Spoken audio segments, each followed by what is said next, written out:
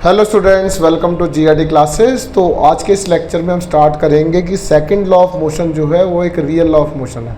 तो second law of motion अगर real law of motion है तो उसी के अंदर फर्स्ट लॉ ऑफ मोशन भी आना चाहिए, उसी के अंदर थर्ड लॉ ऑफ मोशन भी आना चाहिए, तभी हमने उसको नाम दिया है that is second law of motion is the real law of motion. तो सबसे पहले हम फर्स्ट लॉ के बारे में पता होना चाहिए। तो फर्स्ट लॉ क्या कहते हैं?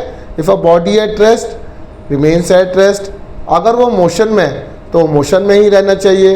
अगर वो किसी कंटिन्यूसली एक पर्टिकुलर डायरेक्शन में मोशन कर रही है तो उसको उसी डायरेक्शन में मोशन कर रहे हैं अनलेस और until N external force is applied on it. तो ठीक उसी तरीके से अगर कोई बॉडी, मैंने बोला अगर रेस्ट पर है तो वो रेस्ट पर ही रहेगी, मोशन में है तो वो मोशन में ही रहेगी, किसी पर्टिकुलर डायरेक्शन में तो पर्टिकुलर डायरेक्शन में ही चलती रहेगी अनलेस और until N external force is applied on it. अब मुझे सेकंड लॉ से प्रूव करते हुए बताना है कि इसके अंदर हमारा फर्स्ट लॉ आता है या नहीं आता। तो स्टार्ट करते हैं कि first law contained in the second law. तो कहता है, हमें पता है न्यूटन्स के सेकंड लॉ के according F equals to ma होता है। अगर किसी सिस्टम पर एक्सटर्नल फोर्स एक्ट होना बंद हो जाए तो इसका मतलब है सिर्फ कोई फोर्स नहीं लग रही। According to second law of motion F equals to ma in the absence of an external force, अगर कोई सिस्टम पर अगर एक्सटर्नल फोर्स नहीं लग रही तो मतलब फोर्स की वैल्यू तो क्या हो जाएगी? ज़ीरो। तो ma भी किसके बराबर हो जाएगा? ज़ीरो। क्या मास ज़ीरो होगा? नहीं, मास जो है वो ज़ीरो नहीं होगा। तो क्या ज़ीरो होगा? दैट इज a की वैल्यू ज़ीरो हो जाएगी।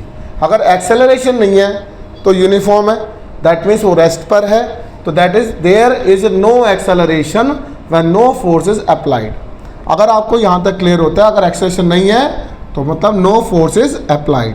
अच्छा, अगर फोर्स नहीं एक्ट हो रही, दस इन the absence of any external force a body at rest और विल रिमेन एट रेस्ट। तो इसका मतलब है, इस लाइन को ध्यान में रखते हुए मुझे एक बात पता चल रही है कि फर्स्ट लॉ ऑफ इनर्शिया जो है, जिसके अंदर बॉडी हम पढ़ते हैं, मतलब इनर्शिया से ही हमारा फर्स्ट लॉ बना है ना, तो उसी में हमने पढ़ा है कि एक इनर्शिया ऑफ रेस्ट होता है, इनर्शिया ऑफ मोशन होता है, इनर्शिया ऑफ डायरेक्शन होता है।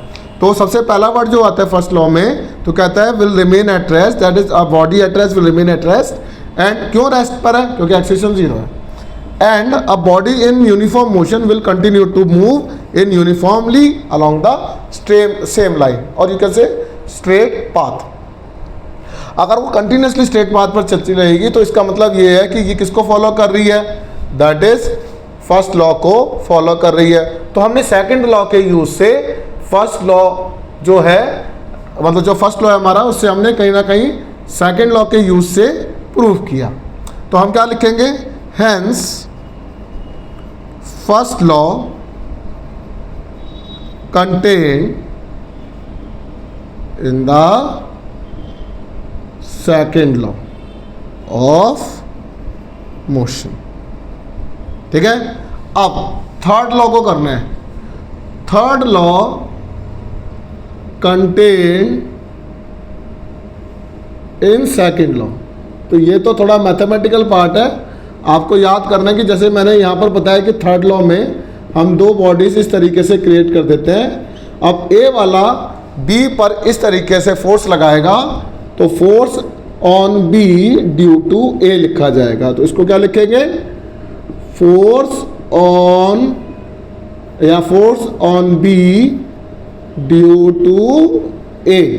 अब बी वाला भी ए का मोमेंटम चेंज कर देगा, तो फोर्स ऑन ए पे लग रही है बी के द्वारा। We can say force on A due to B. अगर इतना समझ में आता है बच्चों, तो from second law of motion हमें पता है, फ्रॉम सेकेंड लॉ ऑफ मोशन एफ बच्चों किसकी बराबर होता है? dp by dt, rate of change of linear momentum. तो अगर मैं यहाँ पर लिखूँगा जो एफ नेट है वो F of A B plus F of B A की बराबर है।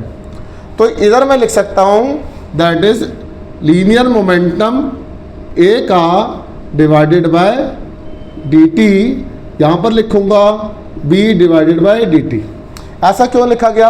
जब फोर्स ऑन ए, चलो ऊपर वाला, force on B due to A, जब मैं ए हूं, मैं बी पर फोर्स लगाऊंगा इस तरीके से, तो बी के ऊपर फोर्स जो एक्ट होगी तो बी का मोमेंटम चेंज हो जाएगा। अगर वो रेस्ट पर है तो मोशन में हो जाएगा या किसी पर्टिकुलर डायरेक्शन में हो जाएगा। ठीक उसी तरीके से अगर बी वाला ए पर फोर्स एक्ट करता है तो ए का मोमेंटम चेंज हो जाएगा। तो rate of change of linear momentum जो बनेगा, जैसे force on A due to B है तो force on A due to B, तो ए का मोमेंटम चेंज हुआ है इसलिए यहाँ पर ए लिखा है। तो ये वाली बात पता होनी चाहिए आपको किस तरीके से लिखा जा रहा है। अगर यहाँ तक क्लियर होता है तो ये कहता है कि if no external force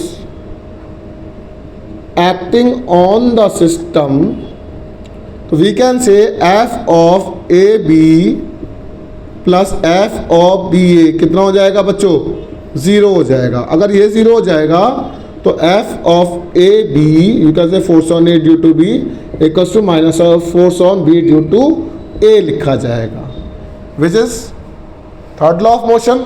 you can say, जैसे इसमें लिखा है first law contain in the second law of motion, hence we can say third law contain in the second law of motion. Second law क्यों? क्योंकि यहाँ पर second law के use से ये प्रूव किया गया है। तो ये हर साल पूछे जाने वाला 3 मार्क्स का टॉपिक है। आई रिक्वेस्ट इसको ढंग से प्रैक्टिस कर लें। Thank you very much.